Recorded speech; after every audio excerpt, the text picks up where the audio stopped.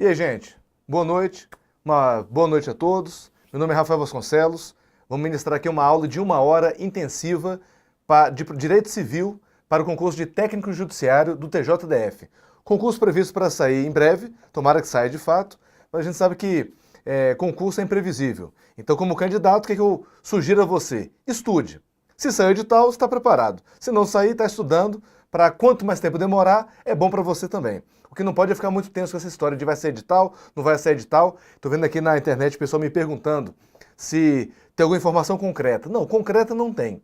Então minha sugestão é, estude. Estude, são muitas matérias, é um concurso muito bom, muito disputado. Então aproveite que quanto mais tempo demorar, melhor, sem você captar essa ansiedade de ficar querendo saber se vai ser edital, se não vai ser edital, como é que está essa questão. Esquece um pouco isso, vamos embora, vamos estudando. Então meu nome é Rafael Vasconcelos. Se quiser alguma dica adicional sobre direito civil ou direito processual civil, anote aí o meu endereço no Instagram, é @rafaelvasconcelos.com.br. E esse mesmo endereço tem também meu site, que é rafaelvasconcelos.com.br. Estou ali à sua disposição para tirar dúvidas, te mandar material e etc. Inclusive no meu site tem várias provas comentadas de concursos que eu já divulguei também à sua disposição. Só entrar lá, você baixa de graça todo esse material, tranquilo. Atualmente ocupo o cargo de Procurador da Fazenda Nacional, fui juiz de direito e fui também procurador do estado de Sergipe. Então tenho uma experiência boa aí na área de concurso público, inclusive recente. Esse concurso de juiz mesmo, eu passei no ano de 2016, tomando posse em 2017. E depois te explico com calma por que eu voltei para a carreira de Procurador da Fazenda. Mas vamos seguir adiante, temos aqui nosso conteúdo, de hoje é Direito Civil, temos várias questões importantes, provas que eu separei, algumas questões de concursos mais difíceis. Então temos provas de juiz, prova de analista, prova de promotor, todas elas para te preparar o máximo possível para esse concurso de técnico judiciário. Não fique com medo com as questões. A nossa intenção é preparar você para o concurso mais difícil, fazendo questões mais difíceis, para que você faça com tranquilidade a prova de técnico judiciário. Então por isso tem várias questões de juiz, de promotor, procurador, analista e etc. São as questões mais recentes e que vão lhe preparar melhor para uma prova de técnico judiciário. Sem mais delongas, vamos embora, partindo aí então nosso assunto. Então, direito civil, vamos lá. Estamos aqui, nosso direito civil, é nosso tema, nosso assunto. Vamos lá para a próxima página. O primeiro assunto que vamos tratar é Lei de Introdução ao Código Civil, as normas do direito brasileiro. Ela foi uma lei que foi alterada. É o Decreto-Lei 4657. São poucos artigos, são apenas 12 artigos. Leia isso várias vezes. Para concurso, cai demais, com várias peguinhas, inclusive que vamos ver agora na nossa primeira questão. Vamos lá para ela então. Primeira questão, temos aqui, ó. É uma prova do CESP, 2018, concurso para delegado de polícia do Maranhão, concurso da Polícia Civil. Vamos lá. O que é que temos aqui de importante? Olha o que ele diz aqui. De acordo com a LINDB, Lei de Introdução às Normas do Direito Brasileiro, no tocante ao fenômeno da repristinação, vamos lá, pegar aqui uma tela branca para vocês. O que é repristinação? O que é isso, hein? Repristinação é o seguinte, vamos aproveitar e usar o quadro. É quando existe a Lei A, essa Lei A posteriormente é revogada pela Lei B, que posteriormente foi revogada pela Lei C. E aí vem a pergunta, nesse caso, a Lei C revogando a Lei B, a pergunta é, como é que fica a Lei A? Ela volta a valer ou não? Essa é a pergunta que se faz na questão sobre o tema repristinação.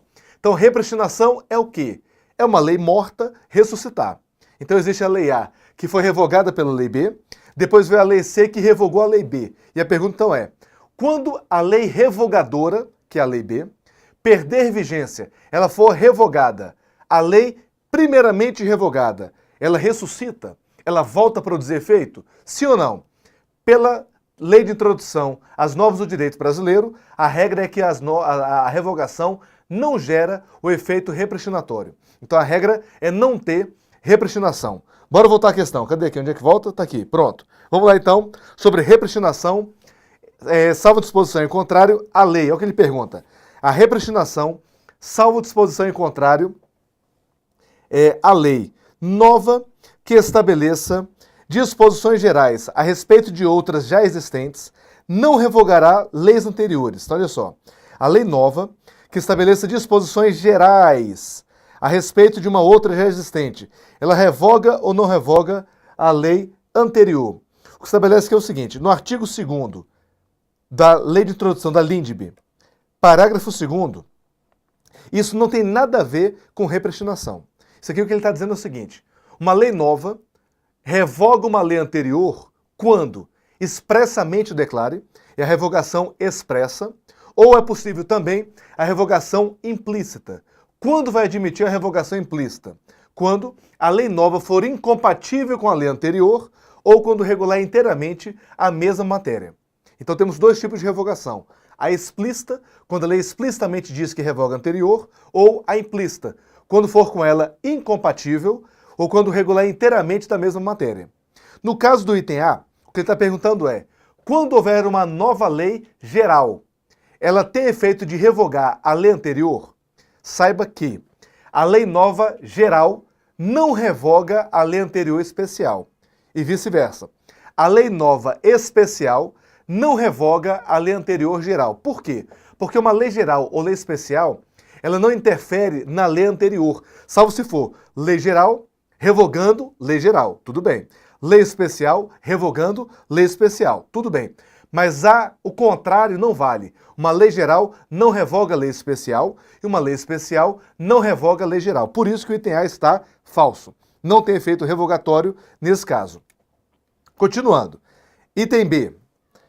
A lei revogada voltará a vigorar se a lei que a revogou for declarada inconstitucional em controle difuso. Está errado o item porque a declaração de inconstitucionalidade não produz efeito de repristinar. Então, a repristinação é um efeito que decorre de revogação. E a revogação ocorre quando há uma outra lei revogando uma lei anterior.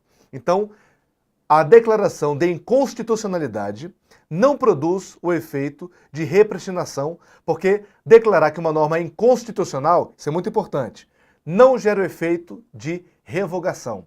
O efeito é de anulação. Então, uma lei que é declarada inconstitucional, ela é anulada, diferentemente de uma lei que é revogada por outra lei. Então, toma cuidado com isso, tá? Declaração de inconstitucionalidade não produz o efeito revogatório, não revoga. O efeito é de anulação. Anulação. Continuando. Letra C. Lei revogada não se restaurará se a lei revogadora perder a vigência. É isso aí. O item correto é o item C. A lei revogada não se restaura se a lei revogadora perder a vigência, porque a regra que temos é não produção do efeito repristinatório. A regra que temos é a não produção do efeito repristinatório. Esse é o detalhe. Então a repristinação está aqui até a questão, ó, salvo disposição em contrário. A regra é não ter efeito repristinatório. A regra é a não repristinação. Continuando. Letra D. Lei nova que estabeleça disposições especiais. Opa, especiais. Lembra que falamos? Quando estabelecer disposição geral ou disposição especial, não vai ter o efeito de revogar a lei anterior. Então, letra D está falsa. Letra E. Lei nova revogará a anterior se regular inteiramente a mesma matéria. Então, nesse caso aqui, a lei nova revogará a anterior se regular inteiramente a mesma matéria. Tudo bem, isso é revogação, só que isso não tem nada a ver com repristinação. Então, uma lei nova geral, por exemplo, que revoga uma lei anterior geral, ou uma lei nova especial, que revoga a lei anterior também especial, tudo bem, é efeito de revogação. Só que isso não gera, em regra, o efeito repristinatório. Isso não é repristinação, isso é revogação. Repristinação é ressuscitar uma lei anteriormente revogada. Então, se a lei C, no nosso caso, cadê nossa tela branca aqui? Então, como falamos, vai ter a lei A, que foi revogada pela lei B, que foi revogada pela lei C. Então, lei B revogou lei A. Lei C revogou lei B. Vem a pergunta, lei A, então, ela volta a valer ou não? Como regra, não. Esse é o conceito de repristinação. Tudo bem? Então, primeira questão, o gabarito é a letra C. Está aqui. Gabarito, letra C. Vamos lá, continuando. Questão 2. Também é uma prova de analista judiciário, prova do TRE de Tocantins. Bom concurso, recente 2017. Vamos embora. O princípio da obrigatoriedade das leis é incompatível com o Instituto do Erro de Direito. Isso aqui é interessante, hein? Vamos para a tela branca também, isso aqui é importante, olha só. Na LINDB, o artigo 3º prevê que ninguém pode ser excusado do cumprimento da lei, alegando seu desconhecimento. Então a lei, ela vale para todos, tem aplicação para todo mundo, e ninguém pode recusar a sua aplicação dizendo que não conhece a lei. Não, a lei para mim não pode ser aplicada porque eu não sabia que existia essa lei. Não existe esse argumento. A pessoa tem a obrigação de conhecer a lei. Isso que diz o artigo 3º da Lei de Introdução às Normas do Direito Brasileiro. Então, o erro de direito, eu posso ter um erro de fato. Eu achei que o carro era meu, peguei o carro e saí dirigindo. Achei que era meu. Erro de fato. Mas não se admite, em regra, o erro de direito. Eu achar que a lei permite que eu faça algo, fazer, e depois, quando houver uma punição, eu fundamentar que não sabia que tinha uma lei e que por isso não poderia ser punido. Erro de direito, em regra, ele é proibido pelo artigo 3º da Lei de Introdução às Normas do Direito Brasileiro. No entanto, o Código Civil, no artigo 139, inciso 3º, artigo 139, inciso 3º, prevê que é possível alegar o erro de direito quando não implicar descumprimento da lei. Então, se não implicar descumprimento de uma lei, eu posso invocar que não conhecia a norma de direito, a norma jurídica. Um exemplo interessante sobre isso, em direito é sempre importante a gente ter um exemplo. Então, olha só, galera, exemplo. A questão é a seguinte. Suponha que eu comprei um terreno e eu perguntei para o vendedor se o terreno era regularizado. E o vendedor disse que era regularizado. Com base nisso, comprei o terreno, firmamos o contrato e etc. E suponha que a minha intenção era de construir uma casa lá, por exemplo. Depois disso, comprado o terreno, fui levantar uma casa, veio o órgão do Estado e embargou a minha obra, dizendo que aquele terreno era irregular e, portanto, eu não poderia construir ali. Veja, entro com uma ação contra o vendedor para desfazer o negócio e pedir o dinheiro de volta. E alego que não conhecia a lei que estabelecia que aquele terreno era irregular. No caso desse, como é que funciona? Eu posso alegar o erro de direito? Posso alegar que não conhecia a lei? Nesse caso eu posso, por quê? Perceba o detalhe. Eu não estou alegando o erro de direito, o desconhecimento de lei, para não aplicar a lei. Pelo contrário, eu quero cumprir a lei. Eu quero não construir num terreno irregular. E por isso que eu entrei com uma ação contra o vendedor, requerendo que fosse desfeito o negócio e recebido, devolvido o meu dinheiro. Então, em um caso em que eu alego o desconhecimento da lei, do direito, para desfazer o negócio, eu quero cumprir a lei e não descumprir ela. Então, o erro de direito não pode ser alegado. Essa é a regra. Salvo quando não implicar na sua... a pretensão não for a não aplicação dessa regra. Então, se a pretensão que eu tenho não é de não aplicar a regra, pelo contrário, é de aplicar a regra, nesse caso eu posso alegar o erro de direito. Então, no exemplo que eu te falei, eu posso alegar o erro de direito para desfazer o negócio. Mas não posso alegar erro de direito para construir a casa. Porque construir a casa em terreno irregular, eu estou ofendendo a norma de direito. Então, nesse caso, não tenho essa pretensão. Mas a pretensão para desfazer o negócio, essa é plenamente possível. Quem estiver aí pela internet e não entendeu, dá um oi aí, viu? Fala aí, tá? Que eu tô vendo vocês, tá, gente? O que você escrever no YouTube, eu vejo aqui pela nossa tela e respondo também alguma dúvida. Então, se tiver alguma dúvida, pode responder, que é na hora que eu já respondo para você, tá? A gente já faz essa interação na hora, online. Então, vamos lá. Então, letra A, falsa. O princípio da obrigatoriedade é incompatível com o Instituto do Erro de Direito. Falso, vimos que é possível quando não implicar o descumprimento da regra. Letra B. Com relação à eficácia da lei no tempo, a retroatividade de uma lei no ordenamento jurídico será máxima. Falso. O princípio que temos é da irretroatividade. Então, isso aqui está falso, de acordo com o artigo 6º da Lei de Introdução. Falso. Letra C. Adota-se contra a eficácia da lei no espaço o princípio da territorialidade mitigada. Essa é a questão correta, tá? Essa é a questão correta. Inclusive está prevista no artigo 7º. Vou marcar aqui em cima. Ó. Artigo 7º da Lei de Introdução, prevendo exatamente que, quanto à eficácia da lei no espaço, o princípio adotado é o da territorialidade mitigada. O que quer dizer isso? A lei brasileira se aplica em território brasileiro. Isso quer dizer que a lei, o princípio, é da territorialidade. No entanto, haverá situações, veremos daqui a pouco, em que a lei brasileira pode ser aplicada no estrangeiro. Então a gente extrapola a territorialidade. O princípio adotado é que a lei é aplicável em nosso território, mas tem exceções. Por isso que é mitigada. Então o princípio é da territorialidade excepcionada, mitigada. Veremos daqui a pouco exceções, tá? Letra D, vamos lá. Em caso de omissão da lei, o juiz decidirá o caso de acordo com as regras de experiência. Então, em caso de omissão da lei, o juiz decidirá o caso de acordo com as regras de experiência. Falso. Quando a lei for omissa, o juiz decidirá o caso de acordo com o quê? Com, anota aí, hein? ACP. De acordo com ACP. O que é ACP? De acordo com analogia, costumes e princípios. De acordo com analogia, costumes e princípios. Então, isso está previsto no artigo 4º da Lei de Introdução às Normas do Direito Brasileiro. Último item. Será admitida correção de texto legal apenas antes da lei entrar em vigor. Isso aqui está falso, esse item também. A correção pode ser feita mesmo depois da lei entrar em vigor, o que se considera lei nova. É o que é previsto no artigo 1º, parágrafo 3º. Então, correção de texto de lei já em vigor, considera lei nova. Quando corrigir um texto de lei de uma lei ainda em vacatio legis, o prazo de vacatio legis será reiniciado. O que é isso, Rafael? Prazo de vacatio legis. É aquele prazo de 45 dias em que a lei, depois de publicada, tem para poder iniciar a sua vigência. Então a lei não tem uma vigência imediata à publicação.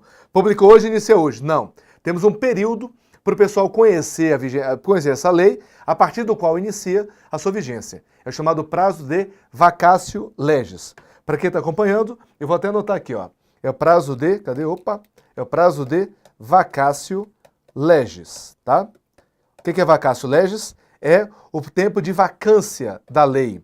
É o período em que ela vai girar para ficar conhecida e a partir daí ela entrar a sua vigência. Vamos embora. Questão 3. Opa, cadê a 3? Aí, questão 3, vamos nessa. Questão 3. Em 1º de janeiro de 2017, Lúcio, que era brasileiro e casado sob o regime legal com Maria, também brasileira, ambos residentes e domiciliados em um país asiático, faleceu. Então vamos lá por partes. Lúcio faleceu. Lúcio morava onde? Lá na Ásia, longe para Dedéu. Lúcio deixou 2 filhos como herdeiros, Vanessa e Robson, residentes domiciliados no Brasil, e os seguintes bens a inventariar: uma casa em que residia no exterior, uma casa no Brasil e 2 carros também no exterior. O casamento de Lúcio, falecido, e Maria foi celebrado no Brasil. Antes do casamento, ele residia e era domiciliado no Brasil, ao passo que ela residia e era domiciliado num país africano.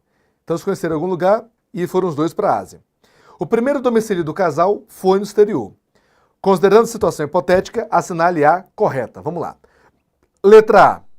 A lei brasileira regulará a capacidade para suceder, ó o detalhe, capacidade para suceder de Vanessa e Robson. Vamos pensar aqui. Vanessa e Robson, eles estão domiciliados aonde, hein? Procure no enunciado, ó. Vanessa está aqui, Robson está aqui. Residentes domiciliados no Brasil. Então está correto. A lei brasileira é onde eles são domiciliados, é a lei que regula a capacidade para suceder. Está aqui, perfeito. Essa questão aqui está perfeita. É o que prevê o artigo 10, parágrafo 2º. Artigo 10, parágrafo 2º. Segundo item. Aplica-se a lei brasileira quanto ao regime de bens do casal. Veja, como eles cadê aqui? Onde é que eles casaram? Cadê a questão? Antes do casamento, residia tal. Ó, o casamento de Lúcio e Maria foi celebrado no Brasil. Aí ele pergunta, aplica-se a lei brasileira quanto ao regime de bens do casal? Nesse caso aqui, eles eram domiciliados no exterior, então aplica-se a lei estrangeira. Letra C. As regras sobre a morte de Lúcio são determinadas pela lei brasileira. Essa questão também está falsa porque ele faleceu, embora brasileiro, ele era domiciliado no exterior. Então o grande critério é esse, é o critério do domicílio. Então ele era domiciliado aonde? No país asiático. Então nesse caso não se aplica a lei brasileira. Continuando, letra D. Aplica-se a lei brasileira quanto à regulação das relações concernentes a todos os bens de Lúcio. Veja, o Brasil não pode interferir no território estrangeiro. Então, como Lúcio, falecido, ele tinha como bens a inventariar uma casa em que residia no exterior, e a casa é um bem imóvel, e a casa é localizada em território estrangeiro, não pode a lei brasileira tratar do território estrangeiro. Porque a casa, vamos supor, existe um terreno no Brasil. O terreno é localizado no Brasil.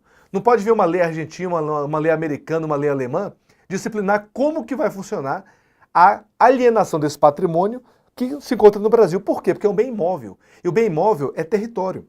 Não pode um outro país dizer como que o território de outro vai ser dividido. Então, por isso, no caso de bens imóveis, se aplica a lei de onde? A lei estrangeira. Não se aplica a lei brasileira. Por isso que letra D também está falsa. Letra E. A sucessão de Lúcio obedecerá à lei brasileira. Então, nesse caso também não, porque ele faleceu no exterior e ele era domiciliado no exterior. Então, a regra é que a sucessão de bens siga a lei estrangeira. O que aplica a lei brasileira é onde há o domicílio dos herdeiros. Vanessa e Robson são herdeiros, domiciliados no Brasil, e aí por isso aplica, então, a lei brasileira quanto à capacidade deles para suceder. É o que está no artigo 10, parágrafo 2º. Certo? Vamos embora. Próximo assunto, já demoramos demais na parte inicial, Código Civil já, Lei 10.406, pessoas naturais. Vamos nessa. Pessoas naturais, o que temos de importante? A sinalha correta em relação às pessoas naturais e a teoria geral do negócio jurídico. A. É taxativa, ou seja, não conta com ressalva legal, a regra de que o negócio jurídico existente, porém inválido, não gera efeitos, ainda que tenha sido celebrado de boa-fé pelos contratantes. Então, olha só, é taxativa, quer dizer, não tem exceção, não tem ressalva legal. A regra de que o negócio jurídico existente, ele é existente, mas inválido, não gera efeitos, ainda que celebrado de boa-fé pelos contratantes. Veja, depende, vamos abrir aqui uma tela branca. Quando se fala em invalidade, um negócio jurídico inválido, essa invalidade ela pode ser relativa ou absoluta. Quando for uma nulidade relativa, é quando se fala em anulabilidade. Dade. É que é uma nulidade relativa. E absoluta é quando o ato for nulo. Nesse caso, então, de uma invalidade relativa, uma anulabilidade,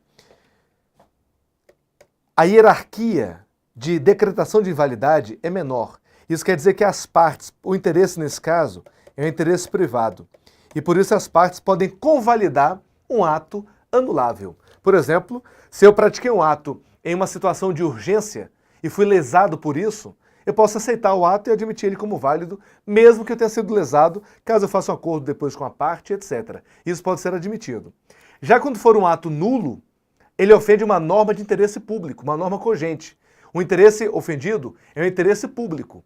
E havendo ofensa a interesse público, não podem as partes, por si só, convalidar aquele ato. Então, por exemplo, um caso em que ofende, vamos supor aqui, um ato praticado pelo absolutamente incapaz, quer dizer, um recém-nascido, não tem ato praticado por ele, o representante pratica por ele. Se houver um dano ao interesse, isso não pode ser convalidado, por quê? Porque ele é absolutamente incapaz. Então a vontade do menor de 3 anos de idade, por exemplo, não pode servir para convalidar aquele ato, para tornar aquele ato válido. Não pode. Então, no caso de nulidade absoluta, não se admite a convalidação. Convalidação. Um ato de nulidade relativa, ele é convalidável. A convalidação é admitida, porque o interesse envolvido é um interesse privado. Enquanto que uma nulidade absoluta, o interesse envolvido é o interesse público. É o interesse público, ok? Vamos lá. Então, letra A, falso, porque um negócio inválido, se for uma nulidade relativa, ele produz sim efeitos, principalmente quando houver a boa-fé dos contratantes. B. São absolutamente incapazes de exercer pessoalmente os atos da vida civil, os excepcionais, sem desenvolvimento mental completo. Falso. Isso foi alterado em 2015, está no artigo 4º. Aliás, 3º. Como é que eu volto aqui? Estou com o dedo, ó. O dedo vai não. Pronto. Artigo 3º do Código Civil. Ele não prevê mais os excepcionais, até mudou essa terminologia. Hoje são os portadores de necessidades básicas, portadores de necessidades especiais. Eles não sofrem mais essa, digamos, uma sanção de invalidade dos atos praticados. Os atos praticados, em regra, serão válidos. Então não tem mais essa hipótese como situação de incapacidade absoluta. Então, por isso, letra B está falso, artigo 3º. Letra C. A teoria da personalidade condicional define que haverá elemento acidental no negócio jurídico que subordina a validade dos direitos de nascituro a evento futuro e incerto. Aí a galera pira, né? Quem não é do direito pira com um negócio desse. Vamos ver, vamos estudar aqui. Quadro, olha só. Temos a personalidade. O que é a personalidade? É quando se reconhece que aquele sujeito, ele é uma pessoa, ele é um sujeito de direitos. Sujeito de direitos. E a personalidade, quer dizer, a pessoa é pessoa quem? Qual o conceito de pessoa? Quem que é pessoa? Pessoa é aquele que nasceu com vida. Então temos aqui como pessoa quem? Aquele que nasceu com vida. Beleza. A regra é essa, está no artigo 2º do Código, está lá previsto, é isso. Então, para o Código, a personalidade surge em que momento? No momento do nascimento. Isso quer dizer que o Código adotou a chamada teoria natalista. Isso cai em concurso, tá? Mesmo prova de técnico, isso é importante. Teoria natalista por quê? Porque quem nasceu é o natal, né? Nascimento, é que é pessoa. Só que existe uma outra teoria, chamada de teoria concepcionista. Disciplinando que é pessoa não desde o nascimento, mas desde a concepção. Desde a concepção já é pessoa. E aí a teoria concepcionista fala o seguinte: existe, na verdade, a personalidade material e a personalidade formal. A material e a formal. A personalidade formal, tudo bem, são direitos patrimoniais, aqueles que o sujeito vai ter com o nascimento com vida. Mas há outros direitos, os chamados direitos de personalidade, como direito à vida, direito ao corpo, à imagem, ao nome e etc. Então esses direitos de personalidade, eles surgem desde a concepção. Desde a concepção terão esses direitos de personalidade. São os direitos da pessoa, direito ao nome, à imagem, ao corpo. Esses direitos o nascituro tem desde o momento da concepção, e não apenas quando nascer com vida. Quando nascer com vida, ele vai ter os direitos patrimoniais, mas ele já tem direitos de personalidade desde a concepção. Voltando à questão, bora lá, cadê ela? Pá, questão. Então, C. A teoria da personalidade condicional define que haverá elemento acidental no negócio jurídico que subordina, veja, já tem um erro aqui, ó. Não é elemento acidental, é um elemento essencial. Essencial. Que subordina a validade dos direitos do nascituro a evento futuro e incerto. O resto está certo. Porque olha só, a personalidade, beleza, ela é condicional. O que é uma condição? Condição é quando a eficácia de alguma coisa ou a validade de alguma coisa se subordina a um evento futuro e incerto. Então, quando subordina a um evento futuro e incerto, quer dizer que temos, então, um elemento, uma condição. Condição é aquela que subordina a eficácia ou validade de algo a um evento futuro e incerto.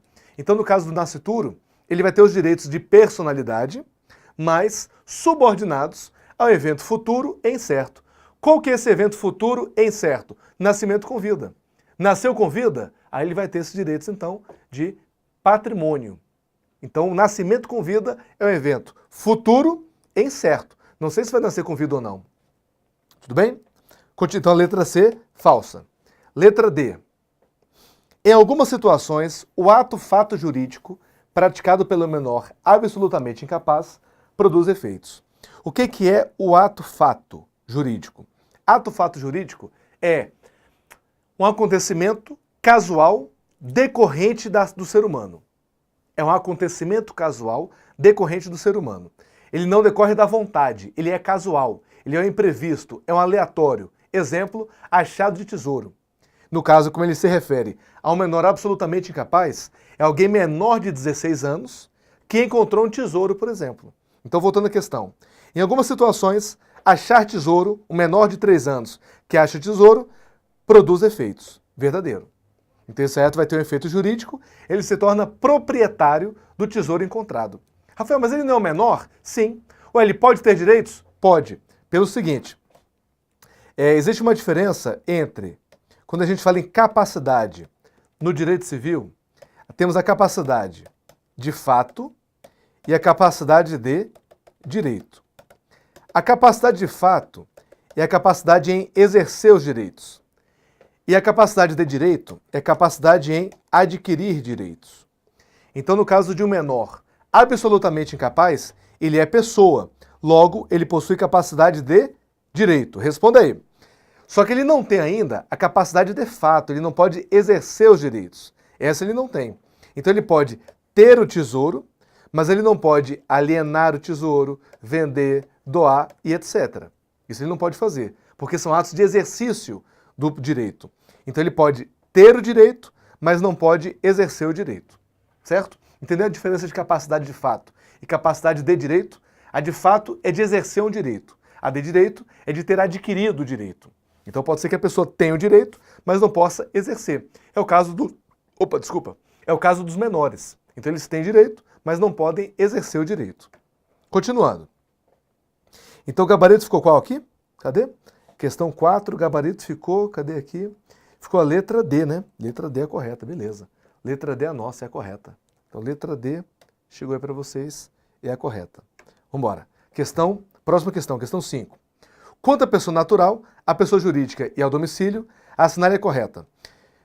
Vamos lá. A. Sendo o domicílio o local em que a pessoa permanece com ânimo definitivo ou decorrente de imposição normativa, como ocorre com militar, servidor público, etc., o domicílio contratual é incompatível com a ordem jurídica. Falso. O artigo 78 prevê a possibilidade do domicílio de eleição, o domicílio eleito pelas partes. Então, essa aqui está falsa. B. Conforme a teoria natalista, como já vimos, o nascituro é pessoa humana titular de direitos, de modo que mesmo natimorto possui proteção no que concerne aos direitos de personalidade. E aí, certo ou errado? Direitos de personalidade. Falso. Essa é a teoria concepcionista, né? Não natalista. É a teoria de concepção. Desde a concepção, o nascituro já tem essa proteção. Quem diz isso é a teoria de concepção, não a teoria do nascimento. Falso. C. De acordo com o CC, deve ser considerado absolutamente incapaz aquele que, por enfermidade ou deficiência mental, não possui discernimento para a prática dos seus atos. Já vimos também que, nesse caso, não tem incapacidade absoluta. O artigo 3º foi alterado, já falamos disso anteriormente, então não vamos repetir. D. A ocorrência de grave e injusta ofensa à dignidade da pessoa humana configura dano moral verdadeiro, sendo desnecessária a comprovação de dor e sofrimento para o recebimento de indenização por esse tipo de dano. Tá verdadeiro? Aqui é o que se chama de dano moral in re ipsa. É um dano moral por si só. Violou dignidade da pessoa humana, como por exemplo uma situação de escravidão, isso vai ter o direito a receber dano moral, independentemente de comprovação de dor, constrangimento, vexame e etc. A mera situação por si só de ofensa à dignidade da pessoa humana já gera o direito a receber dano moral. Então, a letra D está verdadeira. Letra E. Na hipótese de desaparecimento do corpo de pessoa em situação de grave risco de morte, como por exemplo desastre marítimo, afundou o navio, o reconhecimento do óbito depende da prévia declaração de ausência. Falso. O artigo 7º do nosso Código prevê a possibilidade da decretação da morte presumida. Vou até botar aqui a tela branca. Então, olha só, a morte, temos dois tipos de morte, tá? Temos a morte real, é a morte morrida, é a morte que se tem certeza da sua ocorrência, pegou o presunto ali e tal, dá para descobrir na hora. E temos também a morte presumida. É aquela em que não se tem certeza, mas pela situação ela é presumida. Está no artigo 7º. Aliás, deixa eu apagar aqui. Calma. A morte presumida ela pode ser ocasionada de dois casos. Pode ser com decretação de ausência ou pode ser sem decretação de ausência. Aí sim, a sem ausência é o artigo 7º. Então, vai ter um procedimento para declarar que o sujeito é ausente, é uma das hipóteses, onde reconhece a sua ausência e, consequentemente, depois de 10 anos, reconhece a morte presumida. A sem ausência, não. Está no artigo 7º e são nas situações de uma morte extremamente provável ou então, num caso de guerra declarada, onde o sujeito sumiu na guerra e já se passaram 2 anos e o camarada não voltou para casa. Então, nesse caso, também se reconhece uma morte por ausência, uma morte presumida, sem decretação de ausência. Bora lá. Então, questão 6. Sobre capacidade ainda, vamos nessa. A. Os pródigos outrora considerados relativamente incapazes não possuem restrições à capacidade civil, de acordo com a redação do Código em questão. Falso. O artigo 4º, inciso 4º, prevê que os pródigos são relativamente incapazes. Letra B. O indivíduo que, por deficiência mental, tem um discernimento reduzido, é relativamente incapaz. Os caras gostam dessa pergunta, hein? Já fizemos aí 3 vezes. Falso. Já vimos que não existe mais essa hipótese de incapacidade. C. Um indivíduo que não consegue exprimir sua vontade é considerado absolutamente incapaz. Essa foi uma questão um pouco mal feita, porque, de fato, o item está correto.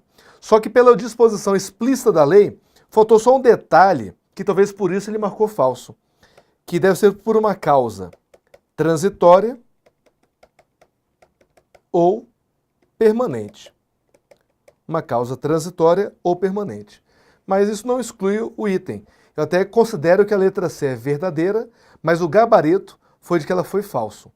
Conforme está no artigo 4º, inciso 3º. D. Os indivíduos que por enfermidade ou deficiência mental, de novo, falso. Já vimos essa questão várias vezes. É a mesma que a B. O item é o mesmo. Então essa ideia de deficiência mental, isso não existe mais essa terminologia. Nem é um caso mais que gera incapacidade. Somente os menores de 16 anos de idade são absolutamente incapazes pela lei civil. Verdadeiro é o que prevê literalmente o artigo 3º. Então a questão tranquila essa aqui é o que prevê o artigo 3º. Sobre agora a pessoa jurídica. Vamos lá. Temos meia hora só. Vamos correr que demoramos muito. São muitas questões, né? Continuando. Assinale a opção correta com relação às pessoas naturais e a teoria geral do negócio jurídico. Essa questão aqui é o seguinte. Anula ela, tá? Porque ela é igual à questão 1 que já fizemos. Então anula, que é igual à questão 1. Questão 8. Com relação aos negócios jurídicos, prescrição e provas, assinale a correta à luz do CC e do STJ.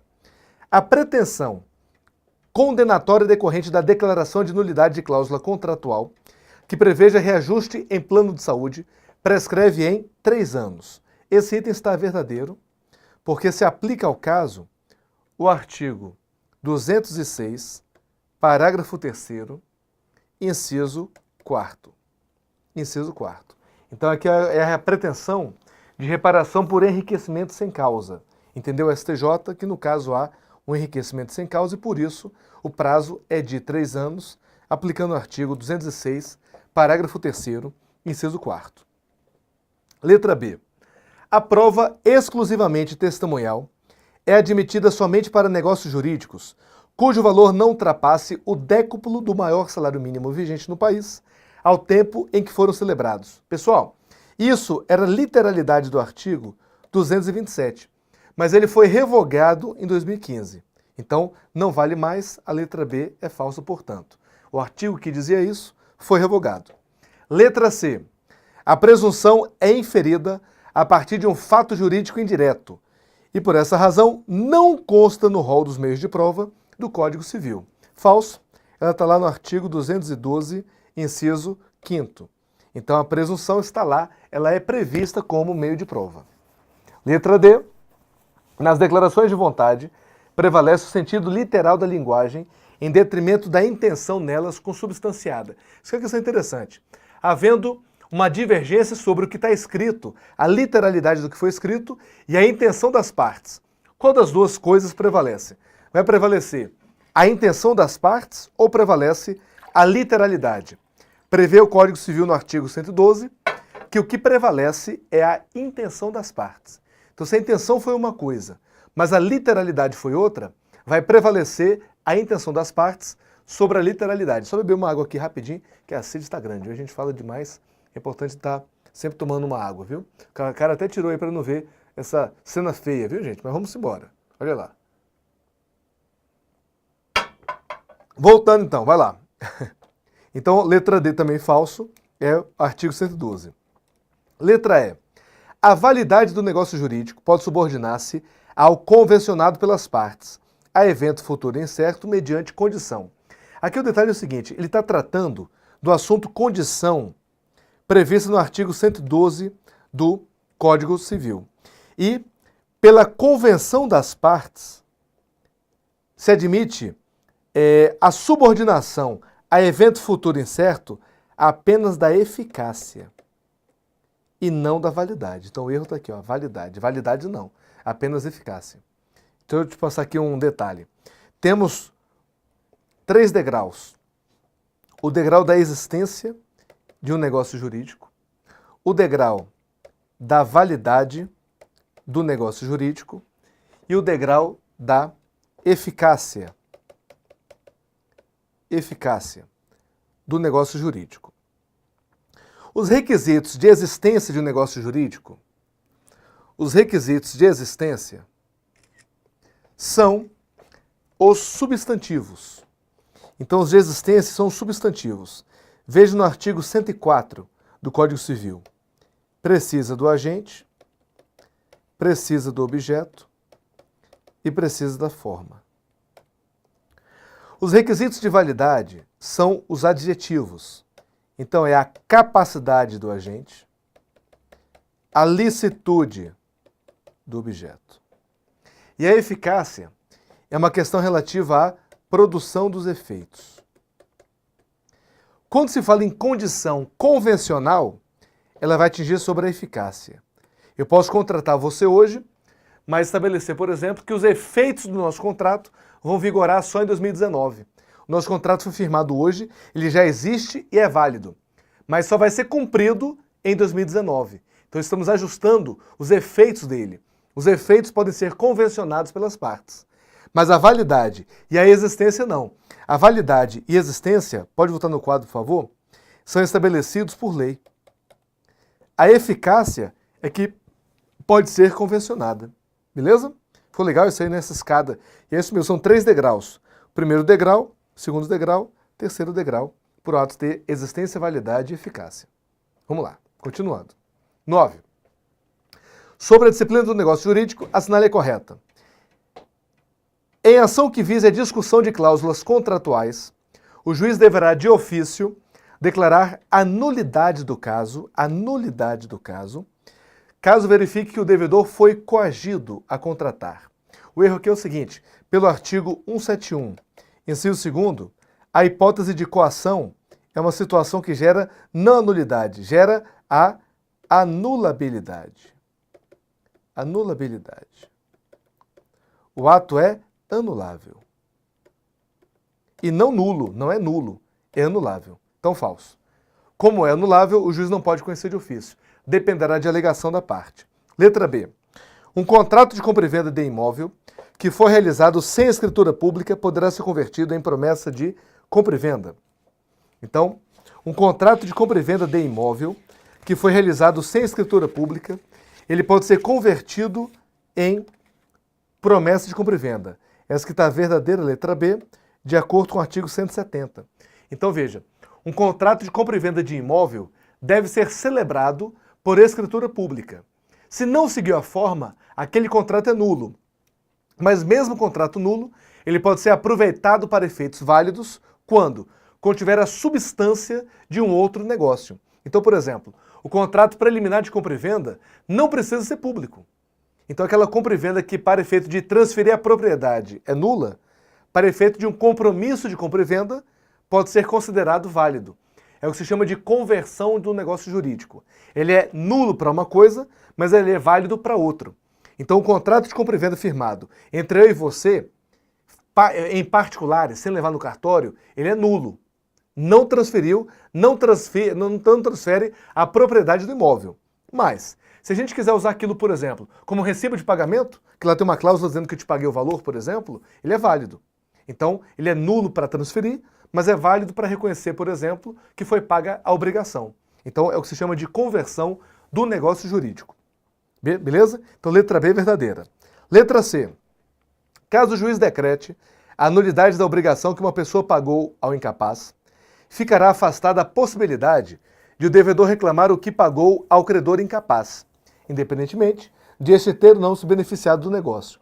Está falso o item, porque pelo artigo 181, se o sujeito se provou que se reverteu em proveito do incapaz, então isso independentemente está falso. Se ele foi beneficiado pelo negócio, aí o negócio fica válido. Então o juiz não decreta nesse caso, aliás, o juiz decretando a nulidade nesse caso, não fica afastada a possibilidade de reclamar o que pagou.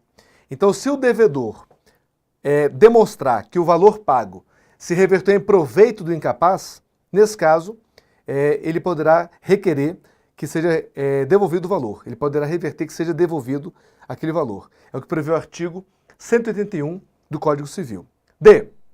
Se um dos declarantes ocultar sua verdadeira intenção quanto aos efeitos jurídicos do negócio, esse será inexistente por ausência de manifestação qualificada.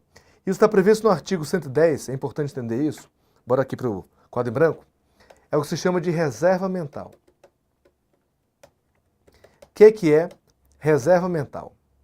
Reserva mental é quando o sujeito pratica um ato, mas ele sozinho na cabeça dele, ele quer outra coisa. Ele pratica um ato, manifesta aquela vontade, mas dentro da cabeça dele o que ele quer é outra coisa. Então ele quer o quê? Um efeito A, mas pratica o ato que vai gerar efeitos B. Por exemplo, um sujeito quer permanecer no Brasil e não quer ser deportado, por exemplo. Aí ele casa com a brasileira. Perceba, a intenção dele não é casar, ele quer ficar no Brasil. Mas para isso, ele pratica um casamento. Ele poderá depois anular o casamento dizendo: não, eu casei com você, mas eu estava pensando que o meu pensamento era de casar apenas para não ser deportado, para ficar no país. Isso ele pode utilizar para anular o negócio jurídico? Não. Então a reserva mental não é um fato, não é um acontecimento que permite a anulação do negócio jurídico. Então a reserva mental está no artigo 110, não desfaz o negócio jurídico pela prática do ato em reserva mental. O silêncio de uma das partes quanto ao negócio jurídico proposto não tem o condão de criar vínculo, sendo necessária declaração de vontade expressa. Falso também. O artigo 111 prevê que, pelos usos e circunstâncias, pode-se entender que, mesmo havendo omissão, o ato produz efeito jurídico. Então, por exemplo, se alguém liga na minha loja e pergunta se eu tenho 15 quilos de arroz, por exemplo, e eu pego esses quilos de arroz, levo para casa do cara. Veja, ele não pediu arroz, só perguntou se eu tinha. E eu já peguei e entreguei na casa dele. Se o sujeito fica com arroz, utiliza o arroz, consome o arroz, ele vai ter que me pagar. Houve um contrato de compra e venda. Mesmo que ele não tenha manifestado a vontade expressa de comprar. Ligou apenas perguntando se eu tinha. Eu entreguei e ele utilizou. Então, o silêncio, nesse caso, importa sim em aceitação contratual. Beleza? Sobre um outro assunto, bens. Vamos lá. Sobre bens, o que é que temos de importante? Questão 10. No que se refere aos bens, assinale a opção correta. A. Os bens dominicais, diferentemente dos demais bens públicos, se submetem primordialmente às regras do direito privado. Falso. Eles integram o patrimônio do Estado, mas se submetem às normas de direito público.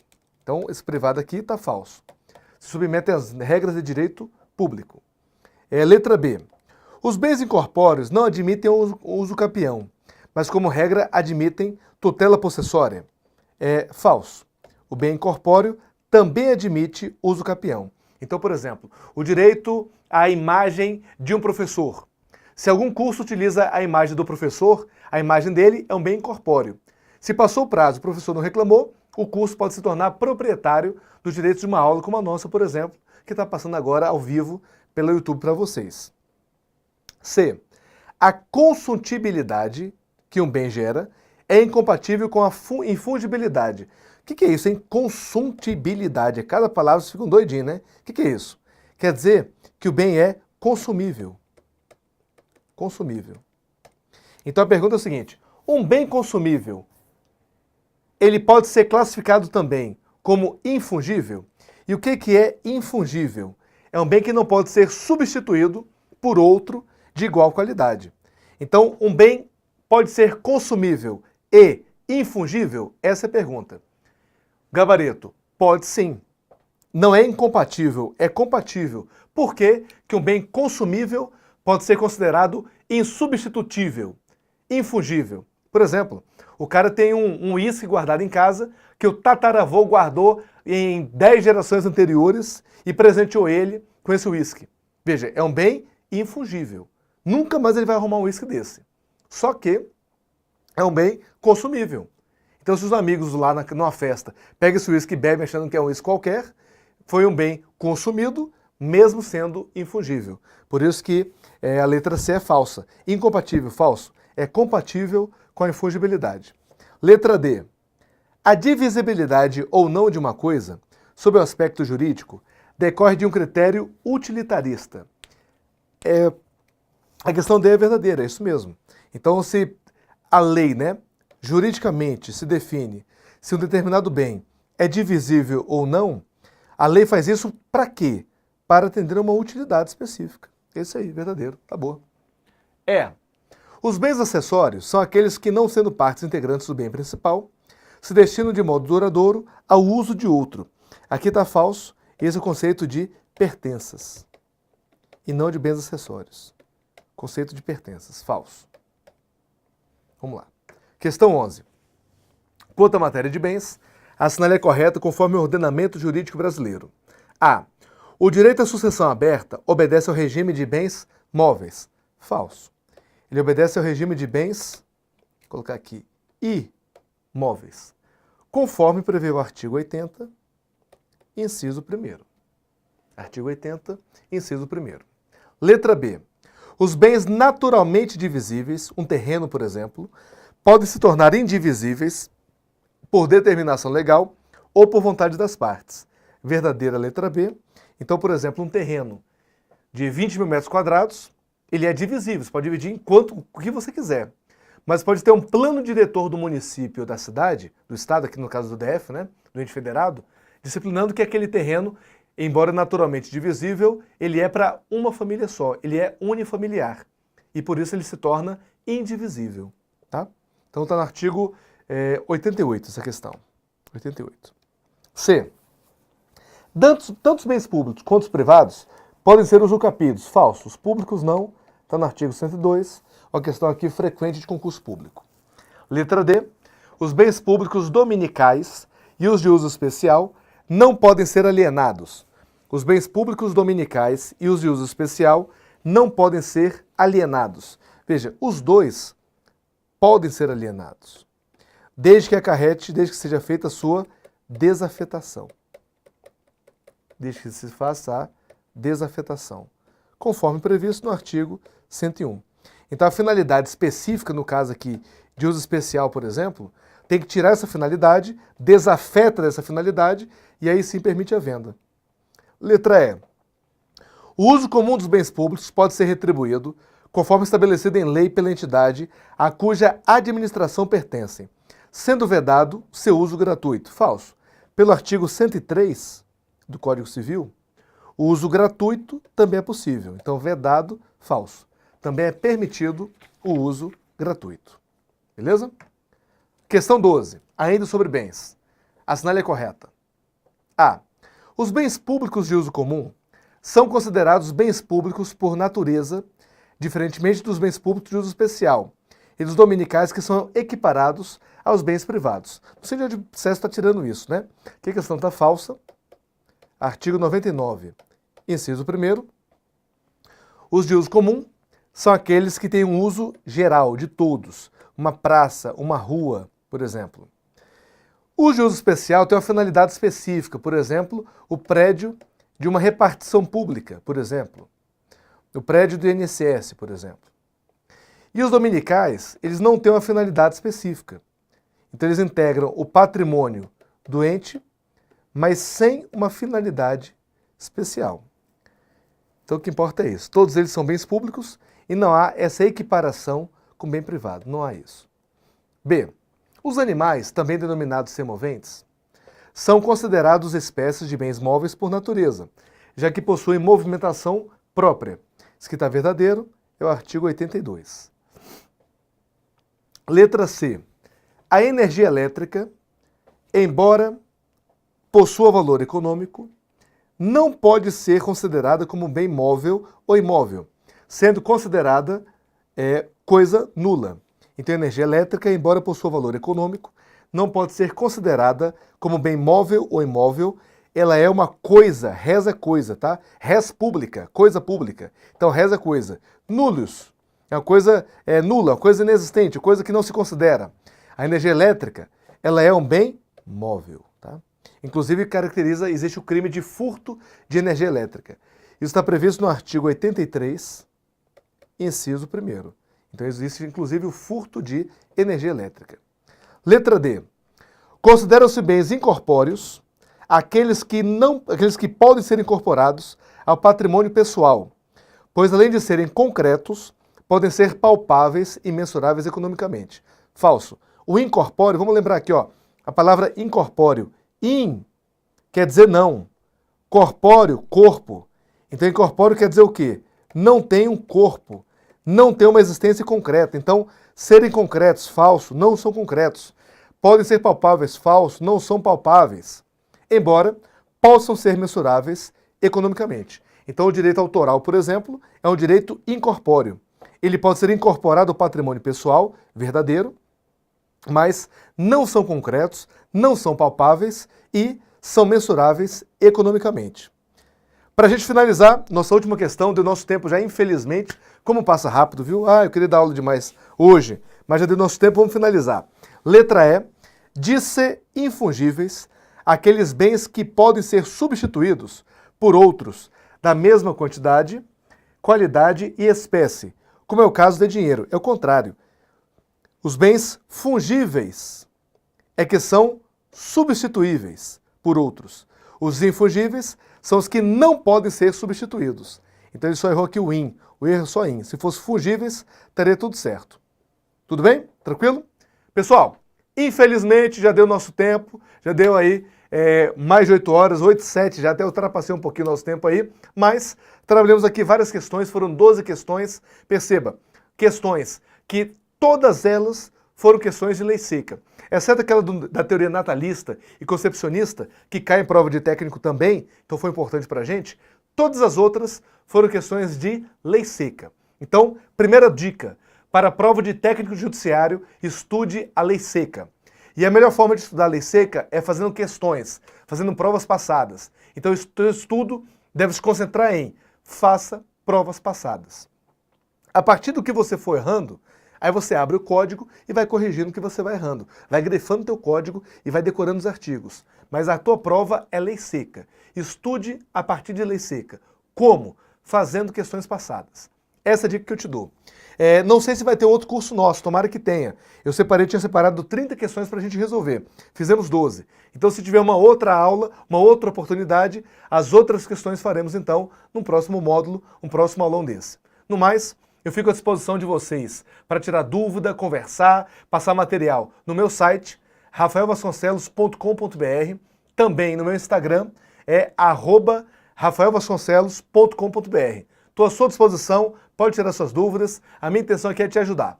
Então até a próxima, muito obrigado, bons estudos. Até mais, gente. Valeu!